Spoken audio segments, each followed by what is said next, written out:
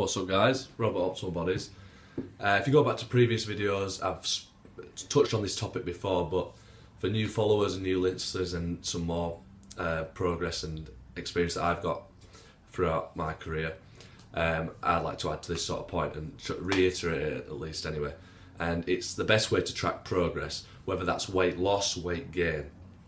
And I say that loosely, the word weight. So that's the problem in the start. So I always ask my clients, what's your number one goal or what you're trying to achieve? And most of the time, they'll say weight loss. So, but do you actually want weight loss? So what is the weight? What is the components of that actually coming off? So where's the weight coming from? Because you can get bone loss. If you lose bone density, you're going to be lighter on the scale. Does that mean you look better? Does that mean you're healthier? Probably not. You can get organ tissue loss. You can get water loss, stored carbohydrate loss, muscle loss. So all that before you even touch fat loss. So what most people mean is they want fat loss and maybe some water retention loss. And that's what's going to happen probably when you go on a low carbohydrate diet. First couple of weeks you're going to drop a lot of weight on the scales and you're going to look better, you're going to lose water. Because for every gram of carbohydrate you store about 3 to 4 grams of water with that, because it's a hydrophilic substance, so basically it needs water to be stored with it. So you're going to get water loss, stored carbohydrate loss, and yes, you're going to lose some body fat. So when you're tracking your progress, I recommend staying away from the scales, or maybe once a month if you can. Try weigh yourself once a month, and that number's probably going to be dropping if you're trying to lose weight. So, or if you're trying to lose fat. So when people say what your goal is, you probably should be saying, I'm trying to lose fat, or people might say they're trying to tone up, that sort of thing. But if you're just going for weight loss and your only progress is going on that scale every morning, if you're losing muscle, organ tissue, water, bone density, yeah, your progress is going to be going in the right direction. Your numbers are going to be dropping on the scale, but are you looking any different? So what's the best way to track the progress? First of all, yeah, try weigh yourself just once a month, okay?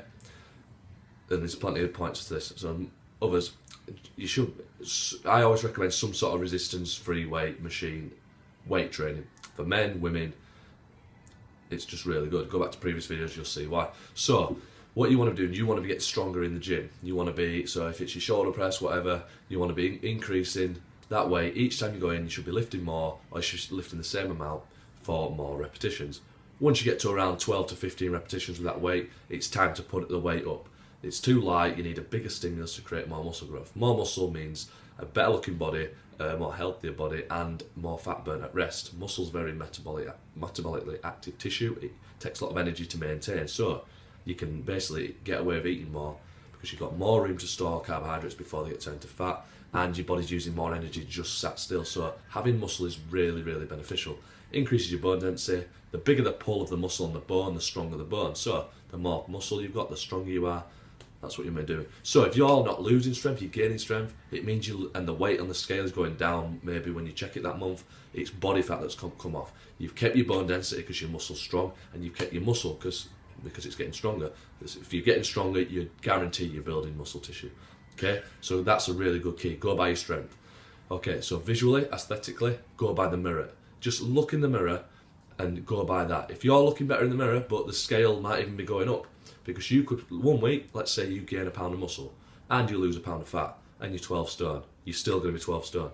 You've swapped a pound of muscle for a pound of fat basically. So that scale that week, you might be looking at it and think, oh God, I'm the same. You might do something drastic like cut too many calories or do more extra gym work and overstress your body. So it is a very false representation of what you're achieving. So go by gym strength, go by the mirror, go by your clothes fit. If you're trying to lose fat, clothes are getting baggier, they're getting less snug around the waist, around your tummy, so that's another good one. Go by a trusty friend or relative or loved one, ask them what you think, and 9 times out of 10 you might see someone you haven't seen in a few weeks, they will say, oh, you're looking well, you've lost weight. They'll notice straight away, and that's a great feedback tool. Okay, so gym strength, mirror, clothes fitting, and people you can trust. Probably don't ask maybe your mum or something like that, someone that's probably going to lie to you and say, yo, you look good anyway. So go by someone you trust, and then especially if you haven't seen it in a while, they're probably going to tell you anyway. So the scale can lie to you. We've seen why, because you can lose fat and gain muscle, and the weight number might stay the same. The number might even go up. If you haven't been to the toilet for a while, there's going to be a lot of stored food in your system. Okay, that can weigh a lot. So Don't go by that. Water fluctuation, you can retain water, especially for females around there. If it's time of the month, the body's getting ready for another human inside them, so they start maybe gaining a bit more body fat around that time of month. Water retention is high around that time. You get lots of different hormones released, your estrogen, progesterone, it's all just getting increased, decreased, etc. So your body's in a protective state because it thinks it's going to get pregnant, or it's that time it can get pregnant, it's fertile. So again, water retention, you could be gaining 2 or 3 pounds at least. Especially weigh yourself at different times of day as well. So if you're going to weigh yourself once a month, I recommend in the morning, go to the toilet first, do what you need to do, weigh yourself, because I can guarantee you could weigh 5 or 6 pounds heavier at night the same day as that morning. Water fluctuates, you sweat a lot in your sleep, and if you've been to the toilet, your bladder can maybe hold 1.5 litres, something like that, of water. You get a 1.5 litre bottle of water, it weighs a lot. You add that to your body weight, step on the scales, you're going to be heavier. So just put it in perspective and don't be disheartened if you're going on the scales and the number's not changing, or if it's going up, it's not going where you want it. Look in the mirror, 9 times out of 10 you're going to look better, okay?